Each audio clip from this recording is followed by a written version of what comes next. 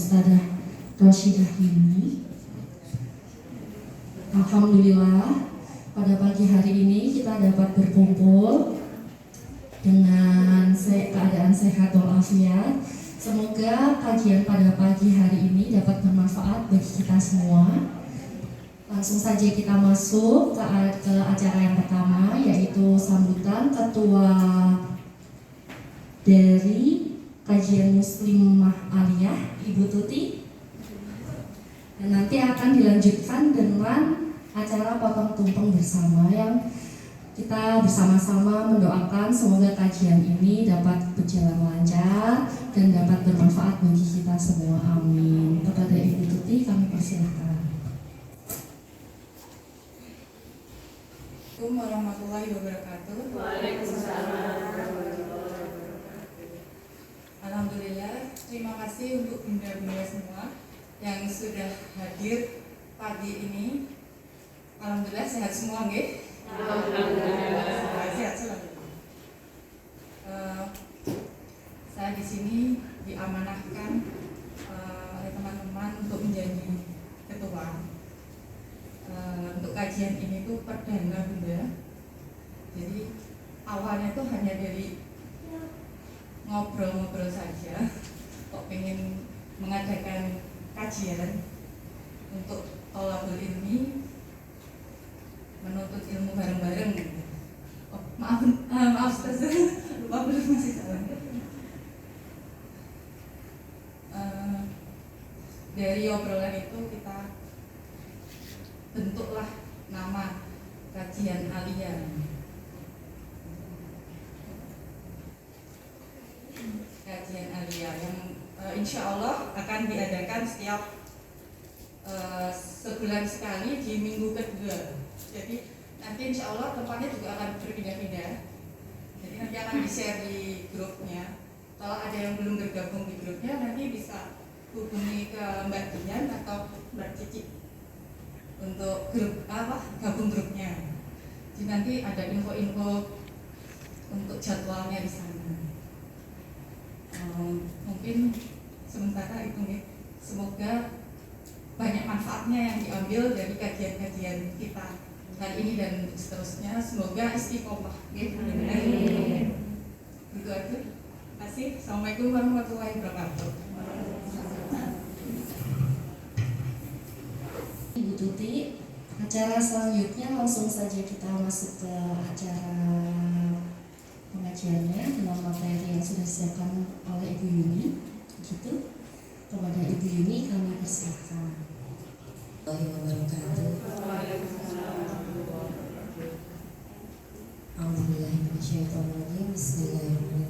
Alhamdulillahirrahmanirrahim. Wa bihi nasta'inu ala umuri dunya waddin.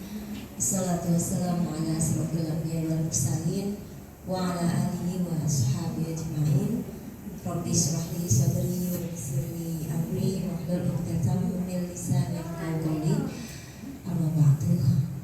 Alhamdulillah, satu hal yang membahagiakan buat saya, mungkin saya baru tahu kali ini adalah kajian perdana, Insya Allah ya. Jadi mungkin awal mula di bulan Rabiul Awal, bulan baik, Ibu. Kenapa dikatakan bulan baik? Karena ini adalah bulan di mana Rasulullah, kekasih Allah, kekasih kita semua, yang kita berharap akan dapat berjumpa dengan beliau nanti di akhirat, ya Bu. Di surga apa, Ibu? Surga Firdaus. Ya, jadi surga Firdaus itu tempat berkumpulnya para nabi.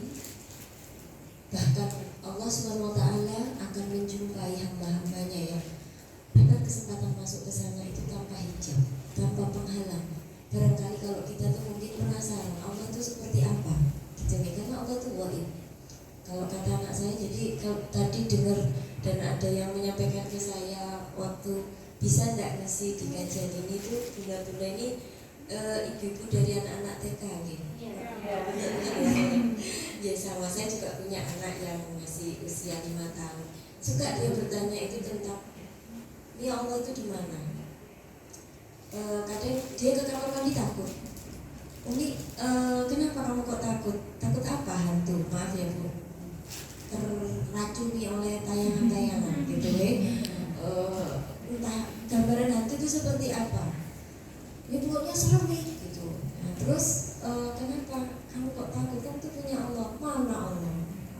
bisa dilihat. Ya mungkin di sini kita hanya sebatas bilang yang kita rasakan Allah itu ada, gitu. Tapi memang Allah tidak bisa dilihat. Kenapa? Karena Allah itu berbeda dengan makhluknya. Kalau Allah bisa dilihat berarti Allah itu sama dengan makhluknya, gitu. Nah, ibu-ibu, alhamdulillah ibu-ibu ada di sini dalam keadaan sehat. Tadi sudah ditanya oleh ibu ketua, gitu ya. Alhamdulillah. Dan semoga ibu-ibu juga merasakan nikmat iman, nikmat syukur, gitu ya, bahwasanya kita dengan kenikmatan iman ini, insya Allah kita tuh akan menjalankan segala peran kehidupan kita, ibu-ibu, dengan lapang, bukan dengan berat hati. Kenapa? Karena iman itu kunci segalanya. Dikatakan di dalam Quran surat Ali Imran itu bahwasanya tidak akan diterima amal suatu hamba kalau dia nggak beriman. Jadi panjenengan kalau sebaik apapun, tapi kalau jenengan nggak iman sama Allah, nggak akan diterima. Ya, punten. Kalau zaman saya nggak tahu, mungkin ibu-ibu ini mungkin adik-adik kelas saya kali ya. Ada Lady Day, Putri Diana itu baiknya kurang apa ya Bu? Atau Mother Teresa, Bunda Teresa, pernah baca kisahnya itu luar biasa itu. Kebaikannya itu kalau melampaui orang-orang muslim, kalau bagi saya, karena dia menyentuh orang-orang miskin, dan orang-orang miskin ini notabene agamanya muslim, agamanya Islam. Tapi kalau kembali kepada dalam surat Ali Imran tadi, tidak diterima amal baiknya. Karena apa? Karena dia nggak beriman kepada Allah SWT. Oh, beriman tapi kan imannya Allah, gitu ya. Kan sebutannya begitu, atau Tuhan Bapak, Tuhan Allah di surga dan segalanya. Enggak, itu bukan Islam. Ya, Islam itu ya satu, gitu. Kalau di dalam surah Al-Ikhlas, Allah itu ahad. Allah itu bukan tiga, Allah bukan dua, Allah bukan banyak, Allah itu satu, gitu. Nah, makanya ibu-ibu yang dirahmati oleh Allah, tadi dikatakan oleh ibu-ibu sholat itu dalam keadaan sakit aja kita tidak boleh meninggalkan sholat, betul? Gak bisa dikodok juga sholat itu, kecuali kalau panjenengan haid misalkan. Ini saya sedang haid, jadi maaf kalau saya nanti mungkin nggak banyak membaca ayat, tapi membaca terjemahannya. Karena saya mengadopsi pendapat kalau sedang haid tidak boleh membaca ayat. Jadi kalau misalkan contohnya saya kemarin haidnya itu zuhur, sudah selesai adzan, ya saya masih agak leye-leye gitu. Terus hanya selang beberapa menit saja, tapi kemudian saya kamar mandi, keluar, saya langsung buka buka sholat zuhur, saya hilang ya, gitu. Nah berarti nanti kalau pas waktu saya sudah bersuci, saya harus bayar sholat zuhur yang saya tinggalkan waktu. Sholat misalkan dalam keadaan saya sedikit berbagi tentang ilmu fikih sholat. Kalau misalkan maaf dulu itu nakal, meninggalkan banyak sholat, terus bisa nggak kita kodok, kita ganti ini ketika kita sudah hijrah, kita sudah paham bahwa sholat itu wajib? Nggak bisa. Ya sudah, serahkan sama Allah, taubatan nasuha, perbaiki sholatnya. Sudah, nggak usah dihitung. Di dalam kita mengkaji ilmu agama itu hukumnya masuk ke fardu ain, wajib ain, gitu ya, bukan wajib kifayah. Kalau wajib kifayah itu kan misalkan kita belajar ilmu kedokteran, ilmu keguruan, ilmu apalagi ilmu hukum, ya itu fardunya fardu kifayah. Jadi kalau misalkan ada yang sudah belajar ilmu itu terus kita itu nggak belajar, kita nggak dosa, gitu. Itu namanya fardu kifayah. Tapi kalau fardu ain, biar orang lain itu sudah belajar, tapi kalau kita belum belajar, kita akan kena dosanya.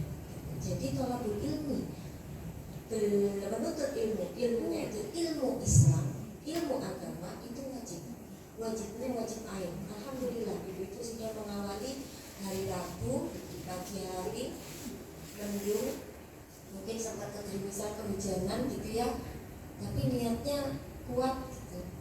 Langkah demi langkah itu bernilai pahala insyaallah gitu nih. Dan jangan salah, ini tuh namanya taman surga.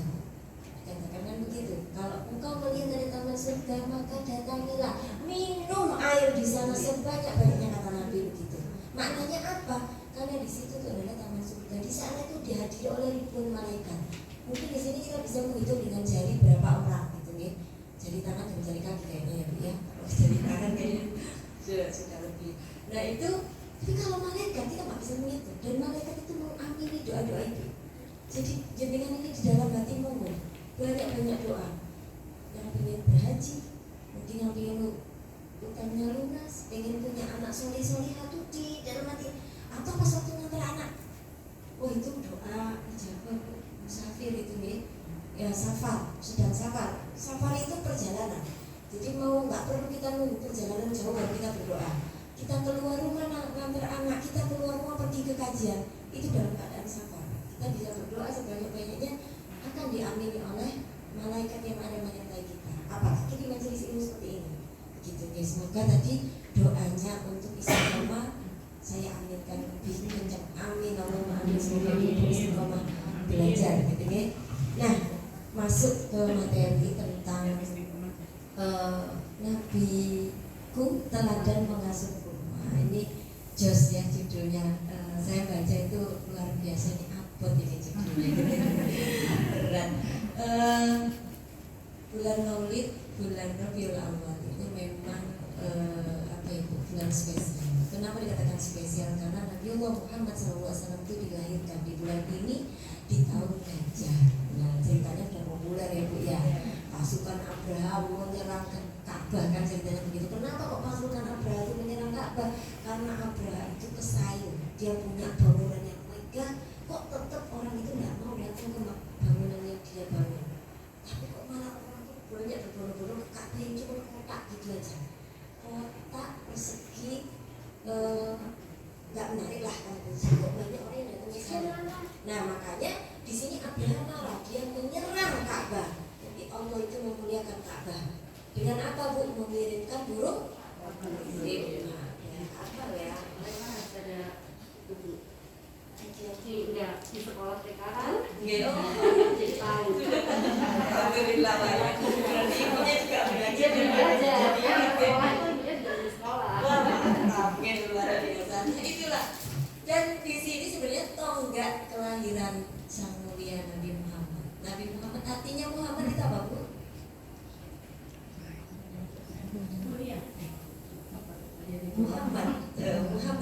Muhammad itu asal katanya adalah Hamidah atau Hamadah. Artinya apa? Yang terpuji.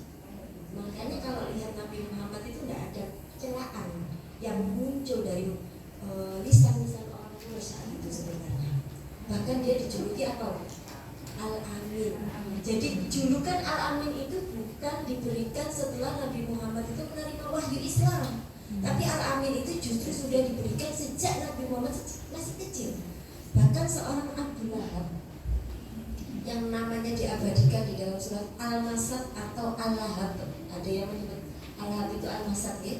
Itu Abu Lahab ini adalah orang yang paling bergembira. Nah, kebayang ya Bu ya. Jadi dia itu orang yang paling bergembira ketika lahir Nabi Muhammad SAW. Kenapa? Ini adalah lahir dari saudaranya yang paling baik.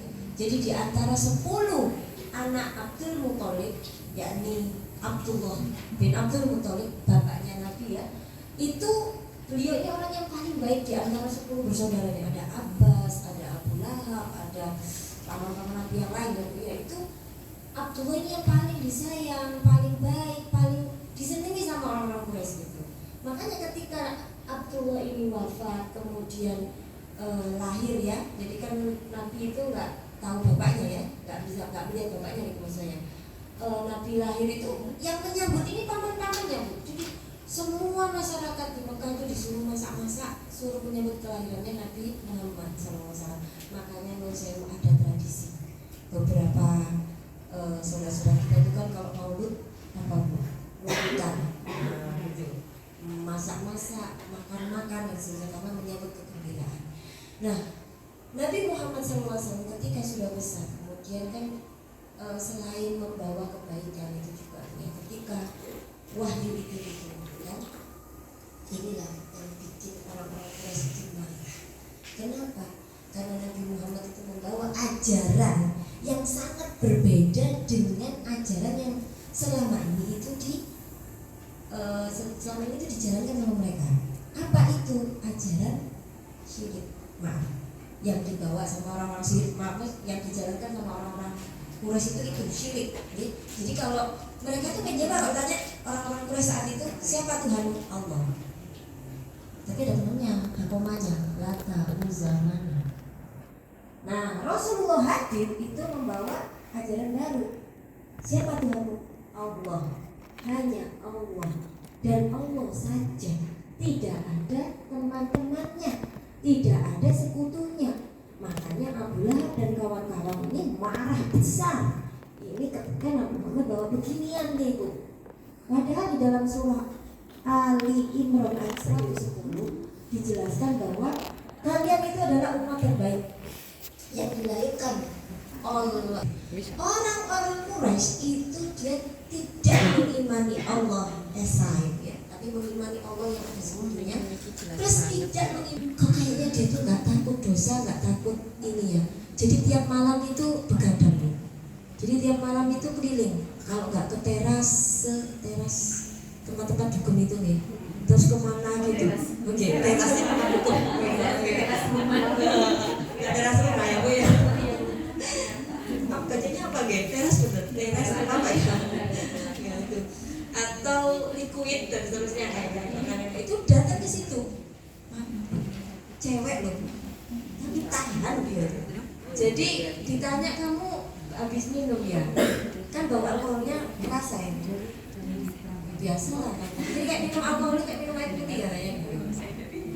Oh iki tapi nggak mendem gitu ya, nggak mabuk, nggak leang, nggak apa ya.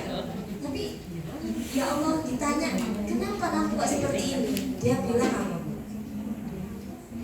Kita itu hidup di dunia semua ya dihabiskan dong hidup di dunia ini, dinikmati sebanyak-banyaknya.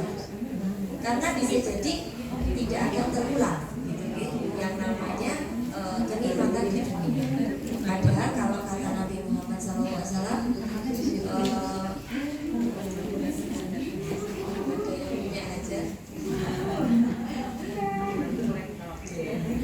kalau kata Nabi Muhammad, kenikmatan di dunia itu kalau jari dicelupkan di air lautan yang luas itu ya, diangkat.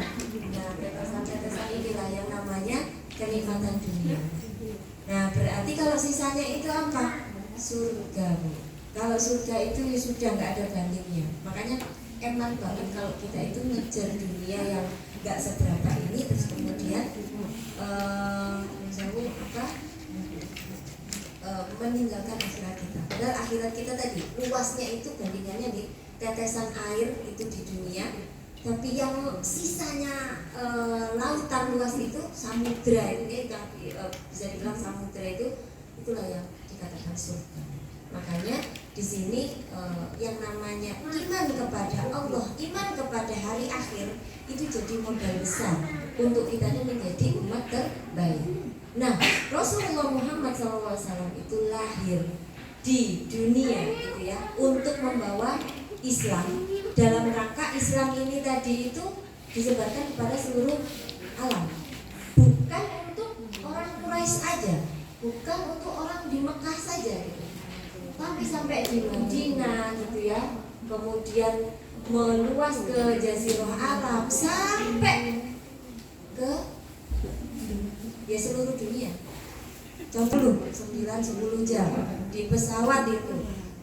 Terus juga waktu kayaknya perbedaan waktu 4 jam ya Bu ya. Sini sama Arab ya, kita duluan baru coba. Islam yang jauhnya seperti itu bisa sampai kepada kita karena apa? Karena ada dakwah. Makanya ibu-ibu yang dirahmati oleh Allah, Rasulullah Muhammad SAW itu hadir ke dunia ini itu juga sebagai teladan. Dalam Al-Ahzab ayat 21, sungguh bagi kalian gitu ya. Ini saya lagi mengeja pakai bahasa Arab.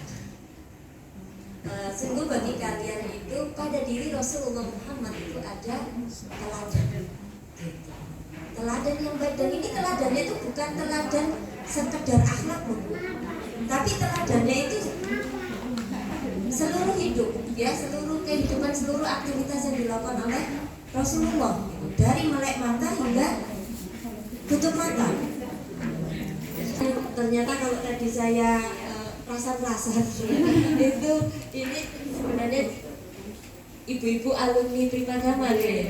Kemudian makanya saya tadi tanya apakah ini hanya untuk umum, Insya Allah. Jadi kan kalian ikut ngeser, Insya Allah jadi pahala jariah.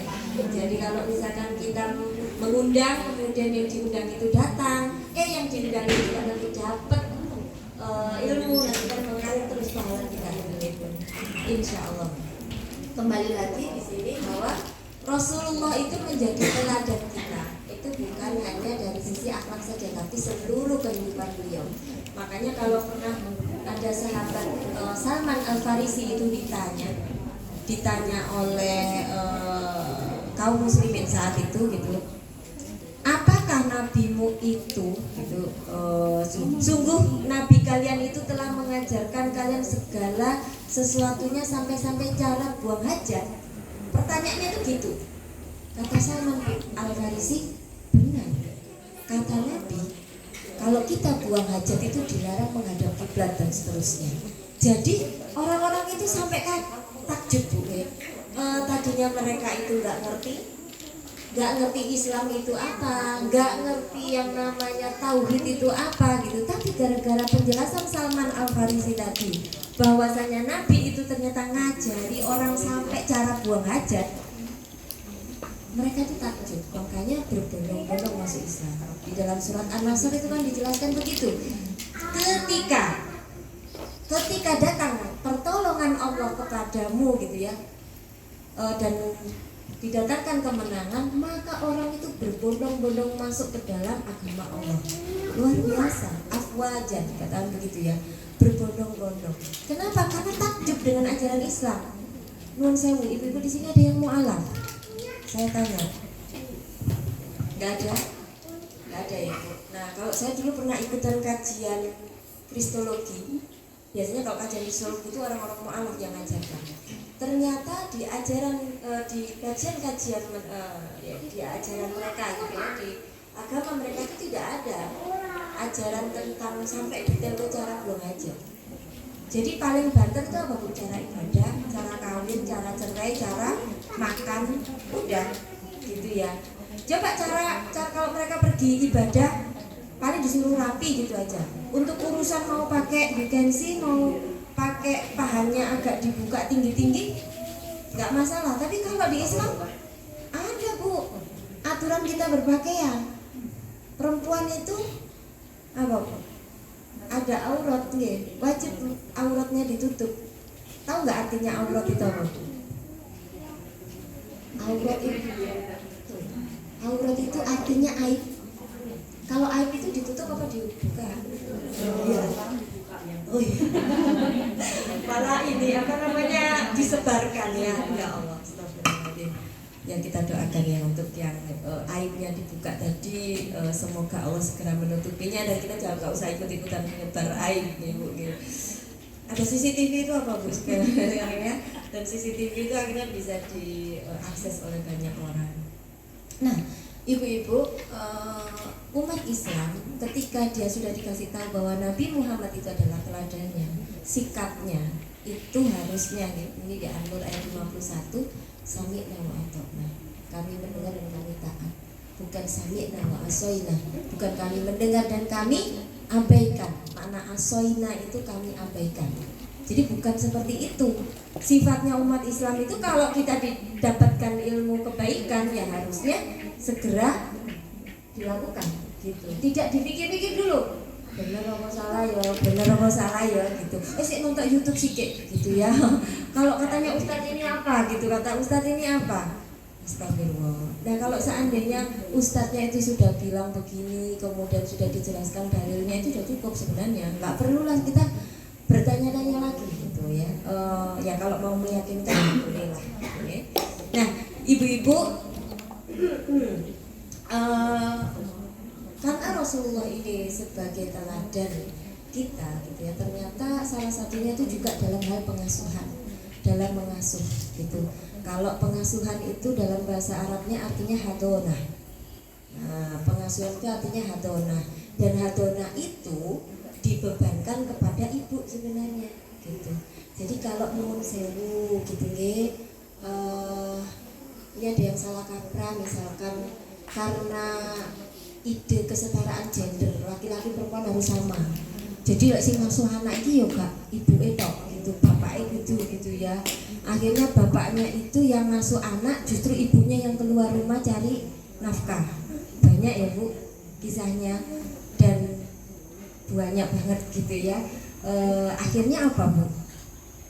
Jadi bapak rumah tangga, ibunya jadi ibu wanita karir gitu nggih, ibu bekerja dan terwujudlah kemandirian ekonomi karena merasa dia mapan ekonominya. Akhirnya apa? Merasa dia jadi kawan, jadi pemimpin di rumah, ngurusi. Jadi suaminya itu takut istri ya, suaminya itu pokoknya ini ketiaknya istri lah gitu ya, takut banget.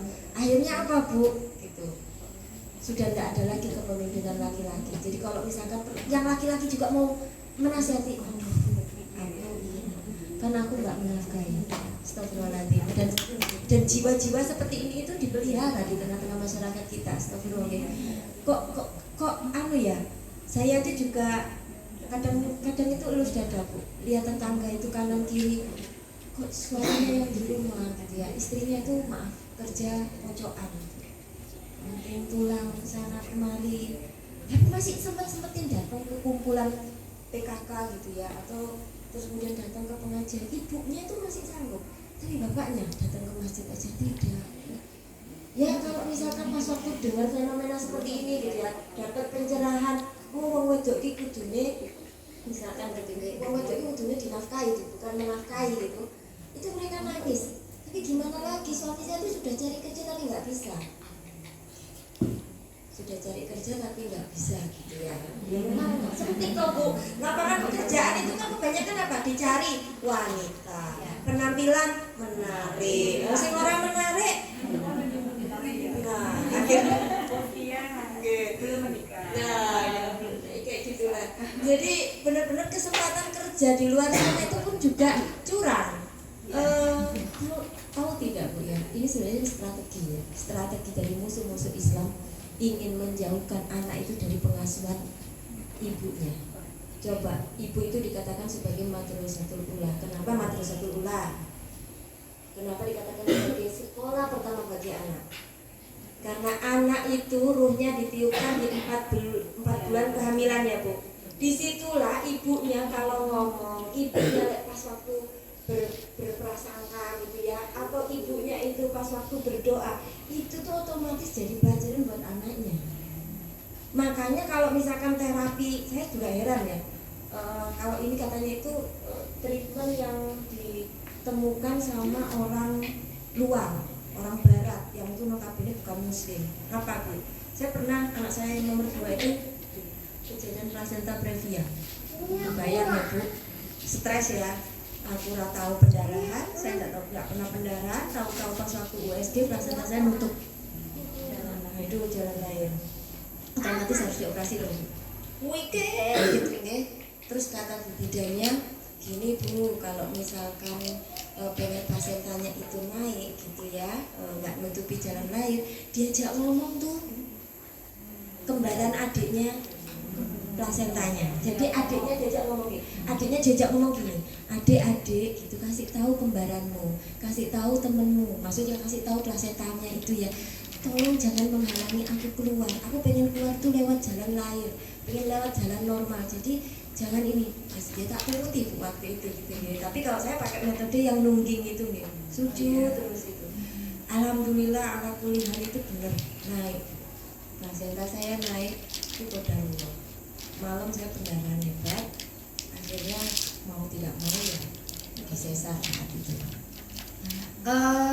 Tadi diajak ngomong, sebenarnya diajak ngomong ini tadi itu sudah menjadi pelajaran pertama bagi si anak gitu ya. Ketika ruhnya itu ditiupkan, makanya organ pertama yang tercipta sempurna itu adalah pendengaran, bukan otak loh, pendengaran. Jadi kalau habis dari segede kacang itu nih, jagung itu agak segede kacang itu langsung yang pertama itu adalah pendengaran yang terbentuk. Biar dia tuh dengar apa yang dilantunkan ibunya. Makanya Makanya kalau saran dari kakek nenek gitu ya, banyak-banyak baca Quran, surah Maryam. Kalau misalkan yang pengen anak laki-laki surat apa Bu? Yusuf. Biar cakep gitu ya. Padahal seluruh ayat Al-Quran itu dibacakan itu sudah bagus gitu ya. Nah, lagi jadi di sini teladannya Nabi Muhammad SAW untuk pengasuhan ini memang spesial. Yang pertama itu kita harus mengajarkan tentang tauhid, akidah, iman. Kenapa? Karena iman ini fondasi. Coba ya ibu-ibu ya, kayak kemarin kasus-kasus maaf yang lagi rame ini, lagi viral KDRT gitu ya. Kenapa? Imannya bermasalah pasti. Bukan dia nggak beriman, bukan dia ateis, bukan dia komunis, bukan dia itu nggak percaya sama Allah, bukan. Tapi karena imannya lemah saat itu. Coba kalau dia yakin bahwa Allah itu melihat dia. Iman itu apa sih? Iman itu adalah tasdiqul jazm, pembenaran yang pasti terhadap siapa? Terhadap Allah gitu. Apa yang Allah mau ketika kita itu hidup di dunia ini? Kalau kita hidup di dunia itu adalah untuk menyembah kepada Allah, beribadah kepada Allah, maka dia itu akan yakin gitu ya. Nanti di akhirat itu kita akan panen. Boh iku panen pahala apa panen dosa. Kalau panen pahala kita masuk surga. Tapi kalau panen dosa kita panennya di mana, Bu? Neraka. Neraka itu panasnya luar biasa, gitu. Sampai-sampai siapa pamannya Nabi yang masuk neraka paling ringan siksanya? Paman Abu Tholib. Abu Tholib itu enggak beriman ya, Bu? Enggak sampai masuk Islam. Padahal Abu Tholib ini bapaknya Ali bin Abi Tholib nih, sayangnya sama Rasul tuh kayak apa? Kalau misalkan Rasul itu ada lecet gitu ya, Abu Tholib tuh langsung cari mana, endi wong gitu. Siapa orangnya? Siapa yang melukai keponakanku gitu. Jadi dia tuh ada di garda terdepan untuk melindungi Nabi. Tapi sayang satu aja, Abu Tholib itu tidak beriman. Makanya Rasulullah itu ketika Abu Tholib wafat, nggak lama setelah itu kan istri beliau ya, yang sangat beliau sayangi, Khadijah binti Khuwailid radhiyallahu anha, beliau wafat, beliau itu sangat bersedih. Kemudian oleh Allah SWT itu diberi penghiburan, diberi hiburan Nabi itu dengan apa, Bu? Isra Mi'raj.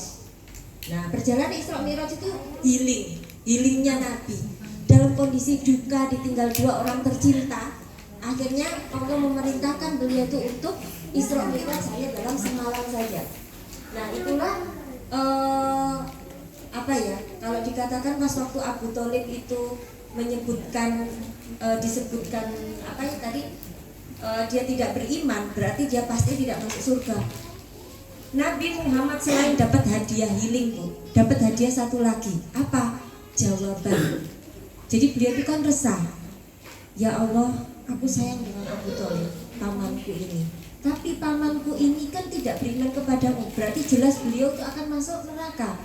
Terus gimana dong ya Allah? Kata Allah SWT menjawab ya, Abu Tholib itu akan masuk ke dalam neraka yang paling ringan siksanya. Yang itu kalau pakai terompanya saja, ini sudah mendidih, Bu. Jadi jaraknya kita tinggi manusia itu berapa ya, Bu? Paling banter 150-160 cm. Ya 165. Coba, Bu, baru ngidek ya, baru menginjakkan kaki di neraka yang paling ringan itu langsung ini encer ininya. Encer ini bukan pinter ya. Leleh.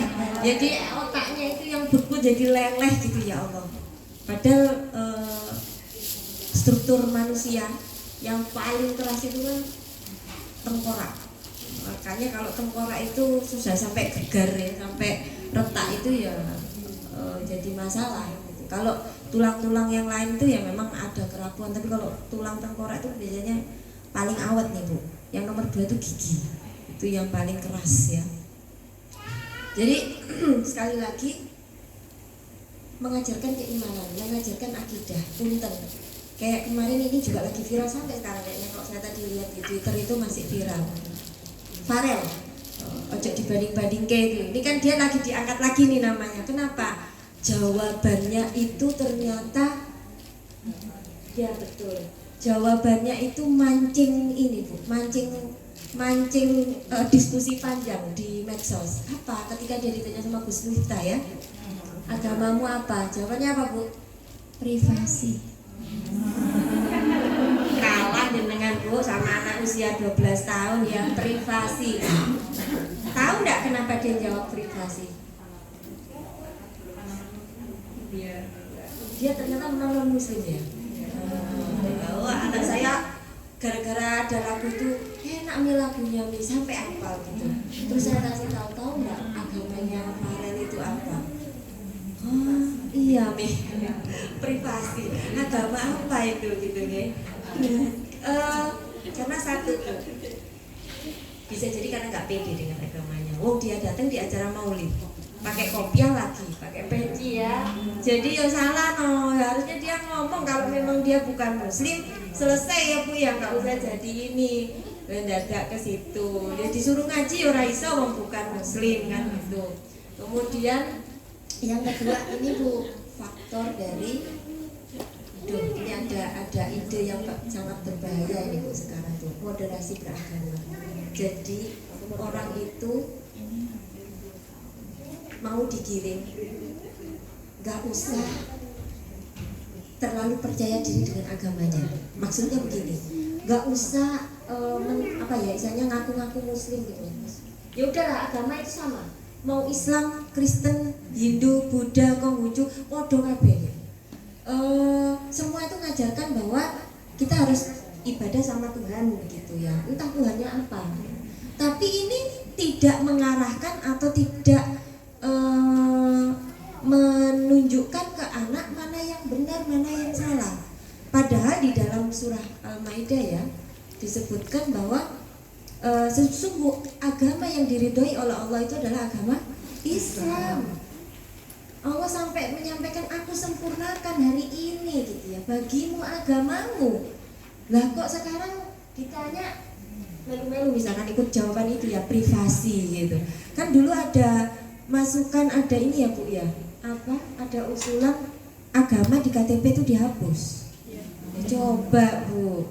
Nah nanti kan orang mau nikah sama beda agama sakarepe dhewe. Nah terus anak itu nanti dibentuk seperti apa? Punten ya Bu ya, di kurikulum yang paling baru sekarang ya, nanti dijawab sendiri kurikulum apa ya? Ya. Itu kurikulum merdeka atau apalah ya, itu banyak ininya. Punten homer atau alkohol atau miras atau apa sebutannya etanol ya itu bosing mereknya topi miring atau apa ya Jack Daniels segala macam Guinness ya itu haram ya Bu. Tapi gara-gara kurikulum ini itu bukan haram Bu, sebutannya ya nggak bermanfaat. Nah kalau menurut dia bermanfaat hangat tubuhnya enteng pikirannya kan katanya kalau orang sumpok ya pikirannya mabuk aja kan gitu. Jadi halal. Jadi tidak ada halal haram besok. Saya non sewu masih mengapresiasi dengan kurikulum yang sebelumnya. Kurtilas, kurikulum 13 itu masih dikaitkan dengan agama. Sedikit-sedikit masih dikaitkan dengan agama. Kalau saya lihat bukunya anak saya itu masih dikaitkan. Tapi sudah kena yang kurikulum ini nggak kudet gitu kan, nggak ngerti apa-apa Bu. Kita ya jangan sampai juga anak itu terkungkung gitu ya dengan kejumutan, dengan kebukuan gitu. Tapi ya anak kita kasih tahu, tapi kita dampingi tadi ya. Kita arahkan ya namanya nah ini tadi. Selain iman itu kita juga ajarkan tentang ibadah. Okay? Ibadah. Selain ibadah itu juga tentang hukum-hukum Islam Bu. Jadi kayak misalkan boleh nggak sih kita itu memperlihatkan aurat di lawan jenis gitu. Ya kita sampaikan tidak boleh nah. Tapi boleh nggak nih kalau misalkan auratku itu dilihat ayah gitu ya, auratku itu dilihat adik laki-laki misalkan, boleh. Aurat yang mana dulu? Kalau aurat besar nggak boleh. Tapi kalau auratnya itu udah aurat yang maaf ya Bu ya, cuman rambut, telinga itu boleh gitu.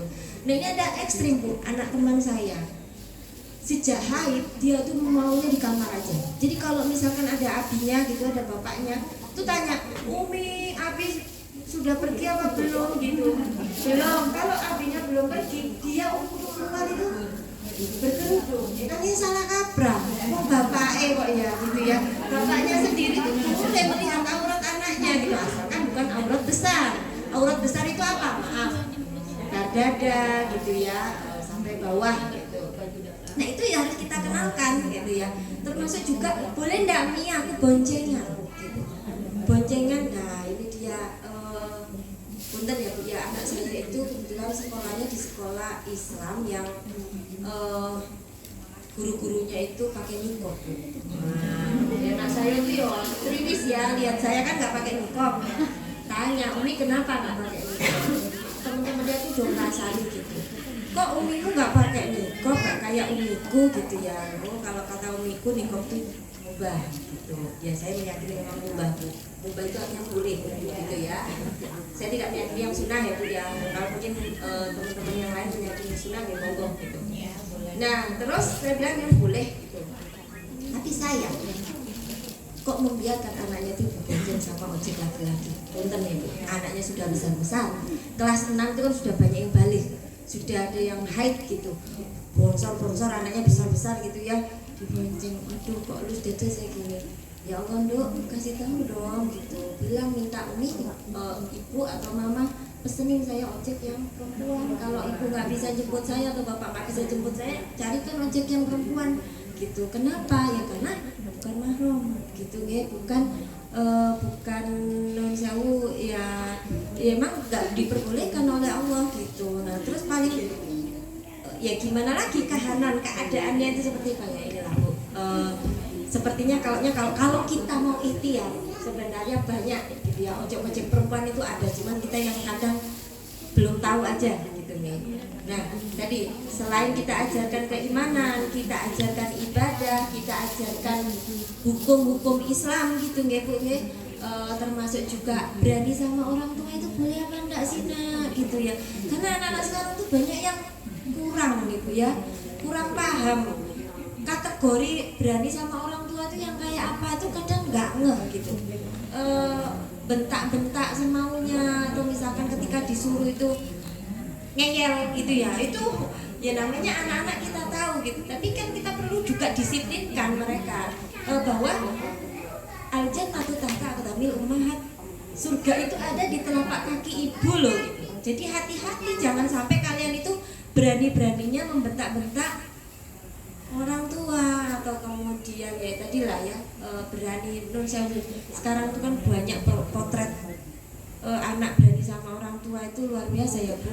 Hanya karena tidak dibelikan motor ibunya dibunuh, hanya itu jadi nyawa itu sudah nggak ada harganya. Dan ini apalagi orang tua lagi kan begitu. Nah ibu-ibu yang dirahmati Allah, selain tadi ya hukum-hukum Islam, kemudian ada adab. Nah adab, kalau adab itu apa sih? Adab itu sama dengan akhlak ya. Akhlak itu sifat yang menyertai perbuatan. Jadi kayak misalkan kita sekolah menuntut ilmu itu kan perbuatan. Nah terus kemudian adabnya apa kalau kita menuntut ilmu itu? Hormati guru. Sekarang itu juga sama ya Bu, ternyata anak-anak itu banyak sekali yang gak hormat sama guru. Akhirnya gurunya itu ya mantel gitu ya. Tapi gurunya ketika mantel, anaknya ngadu ke orang tua, terus orang tuanya marah. Aduh, jadi kayak lingkaran setan ya. Jadi yang menyebabkan apa ya? Ya Allah, rusaknya adab lah gitu. Akhirnya kan begitu. Kenapa? Karena jarang diajarkan. Ya bayangkan ya ibu-ibu tadi kalau kita lihat bangku sekolah itu pelajaran agama itu berapa jam sih? Gitu kan? Cuman 2 jam aja ya Bu ya, dan itu anak itu kadang-kala nyambi. Mungkin yang bawa HP gitu ya sambil main HP. Gak ada yang memperhatikan gurunya itu mungkin hampir selewat. Terus sampai di rumah udah capek, orang tuanya juga mungkin jarang menasehati. Akhirnya apa? Sudah anak itu banyak yang buntu. Punten saya itu juga masuk di grup umum Bu. Di situ ada ibu-ibu yang kan saya ingetin pas waktu menjelang Ramadan. sebulan lagi sudah Ramadan. Yuk kita bareng-bareng nyaur utang. Cepet-cepet ojo sampai kita nambah utangnya kayak gitu. Ada yang nutup orang Jakarta. Aku itu nggak pernah loh nyaur utang. Enteng banget, kayak nggak tahu dosa. Astagfirullah. Masuk nggak diajari orang tuanya gitu kan. Untung dia tuh anaknya 3 laki-laki semua. Dia udah divorce karena suaminya itu selingkuh dan seterusnya. Kayaknya memang maaf ya Bu ya kalau kita mau Mbak misalkan kok kebangetan ya, kok keterlaluan sih kamu sampai kayak gitu aja nggak ngerti hukumnya. Maaf ya, apa nggak tambah jatuh tuh Bu? Ya udah kan kita diemin aja. Terus saya semangatin, udah Mbak nggak apa-apa Mbak, ayo semangat, namanya puasa kok kan wajib. Ayo ditemenin yuk sama kita mungkin ada yang puasa puasa Senin Kamis atau apa kita bareng-bareng kalau ya alhamdulillah lambat laun ternyata dia laporan. Alhamdulillah aku buka puasa begini. Wah alhamdulillah. Tapi ya kayak gitu lah Bu. Jadi kayak orang itu menjalani ibadah Ramadan kemarin ya pas waktu puasa itu ya cuma kayak udah jalan aja. Kalau utang ya wis ditinggal, nggak dibayar. Kenapa? Ya non sewu. Mungkin bisa jadi karena nggak diajari di dalam rumah. Sekolah pun juga sekolah umum, bahkan mungkin sekolah-sekolah yang agama lain ya kan kayak banyak tuh ya kalau misalkan sekolah yang kayak Stelatus apa itu ya itu Kamudi dan Jatara Kanita itu adalah firman dari Allah dan kesalahan ini dari diri saya. Ini Rasulullah Mustaqim. Assalamualaikum warahmatullahi wabarakatuh. Begitu untuk Bunda Tuti dan Bunda Rika.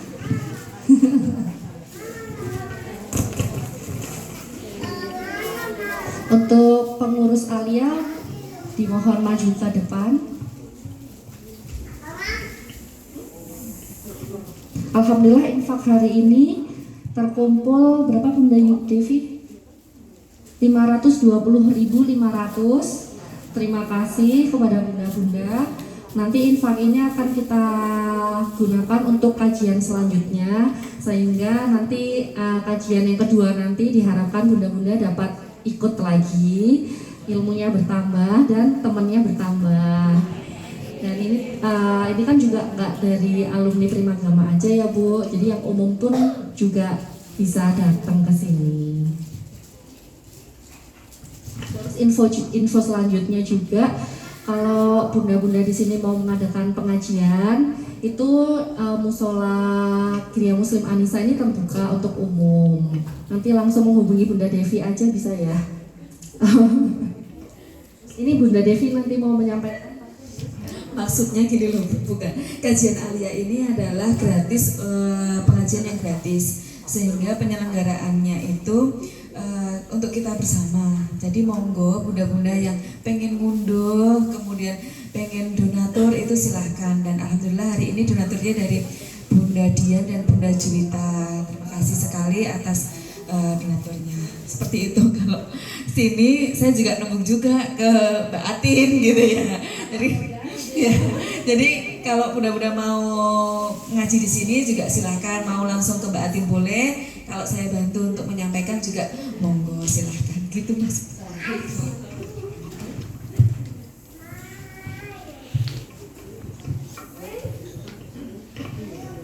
Bismillahirrahmanirrahim. Monggo ibu-ibu semua kita menundukkan hati gitu ya. Kita coba bermunajat kepada Allah agar apa yang kita lakukan hari ini atau apa yang kita mulai hari ini itu menjadi sesuatu yang diberkahi oleh Allah, diridhai oleh Allah dan bernilai pahala di sisi Allah.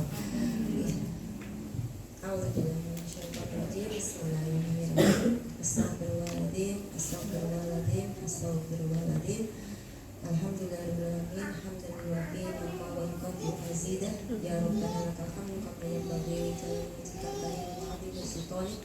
Allahumma sholli ala Muhammad wa ala ali Muhammad kama shallaita ala Ibrahim wa ala ali Ibrahim innaka Hamidum Majid. Allahumma ighfirli, Allahumma ighfir lana wa liwalidayna warhamhuma kama rabbayana shighara. Ya Allah ya Rahman ya Rahim, dosa-dosa kami dan dosa-dosa kedua orang tua kami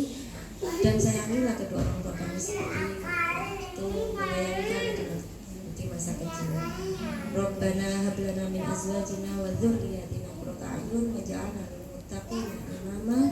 Allahumma tsabbit qulubana 'ala din. Allahumma tsabbit qulubana 'ala da'watik. Allahumma tsabbit qulubana 'ala ta'atik. Ya Allah ya Rahman ya Rahim, jadikanlah kami orang-orang istiqomah menjalankan kebaikan, menjalankan ibadah, menjalankan perintah-perintah-Mu tanpa kekurangan sedikit pun. Allah ya Rahman, berkahilah majelis taklim aliyah ya, aliyah pada hari ini yang perdana mengadakan kajian. Semoga para pengurusnya maupun anggota-anggotanya istiqomah menjalankan kajian meskipun dalam keadaan apapun. Ihdinas siratal mustaqim. Rabbana atina fid dunya hasanah wa fil akhirati hasanah wa qina adzabannar. Subhanaka rabbika rabbil izzati amma yasifun wa salamun alal mursalin walhamdulillahi rabbil alamin.